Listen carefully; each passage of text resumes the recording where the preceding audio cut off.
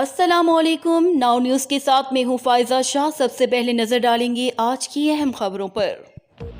خبر شامل کرتے ہیں گجرانوالہ سے۔ میاں ساجد علی کی رپورٹ کے مطابق اجتماع تقسیم اسناد 2024 عاشقان رسول صلی اللہ علیہ وسلم کی دینی تنظیم دعوت اسلامی کے تحت مدرسۃ المدینہ کاموکی کی طرف سے ایک نجی میرج ہال میں پروگرام کا اہتمام کیا۔ مدرسۃ المدینہ کے 37 بچوں نے حفظ قرآن کیا اور 165 بچوں نے ناظرہ قرآن پاک مکمل کیا۔ اس موقع پر مدنی چینل پر مرکزی مجلس شورا کے نگران الحاج محمد عمران اطاری نے بیان کرتے ہوئے فرمایا کہ تم میں سے بہتر وہ ہے جو قرآن سیکھے اور سکھائے۔